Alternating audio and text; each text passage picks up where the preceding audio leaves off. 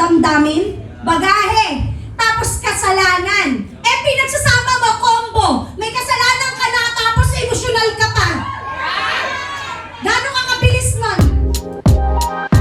Friends, I don't know kung ano yung mga nagpapabigat sa'yo. Tapos may sinta na nagpupul sa'yo para po hindi ka makaandar. Kung ikaw ang nire-rebuke ni Lord sa mga dagdag na bagahe na hindi mo na dapat binubuhat, pambihira naman, lumaya ka na dyan. Let go. Sabi mo, let go. Let go! Alam niyo po, imagine niyo the runner na puro heavy bag, tapos may mga nakakunyapit pa sa kanya sa ibaba, hindi niya po kayang tapusin ang laban.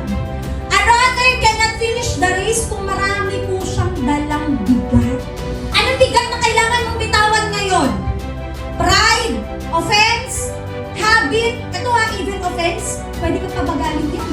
Habit, hindi ko alam kung ano yung mga habit na ginagawa mo ngayon para hindi ka makapag-devotion. Ang galing-galing makapanood ng Netflix, episode 53 ka na. It's a habit. Distracted ka na. Yung gusto mong magtuloy, pero kailangan mong magpakawala. Amen.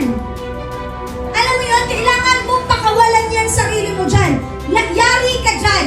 Ang dami mo nang tinitik na mga offense, na mga wrong habits, tapos may kasalanan ka. That's a times 2 combo. Pambihira. Kahit na po, mula Abraham pa yung nag-cheer sa'yo, babagal ka talaga. May mga hirap na pwede mong huwag tiisin. Yung galit. Alam mo, ito ha, ang ganda nitong mindset na to. Ang palad mo naman kung magagalit mo ako.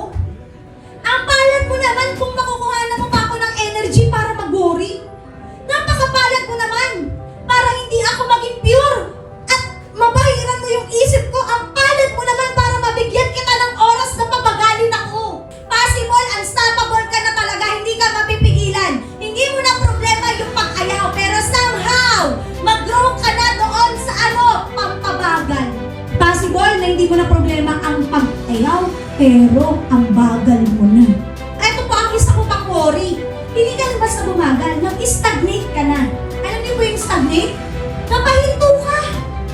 Sobrang bigat. Sobrang bigat na nun eh. May chain ka na, tapos may cargo ka pa. Wala na, hindi ka na nakaandar. Ang hirap sa'yo, 4 years old ka pa, yung bit-bit mo, na pagpapatawad, hindi mo pa rin napatawad yung kalaro mo nung inagawang ka ng sukulay. That was ilang taon ka na, 45 years old ka na, 3 years old pa lang, hindi ka pa nagpapatawad. Ang bigat-bigat lang. It's too heavy to carry. But, of course, hindi naman po ako nagpapagaling. Mayroon talaga mga heavy baggages na hindi madali patawarin.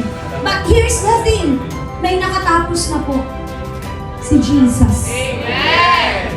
Diba? Lagi mo sasabihin, pasan ko ang daigdig! Pero sa totoo lang, mayroon nang tumapos nun.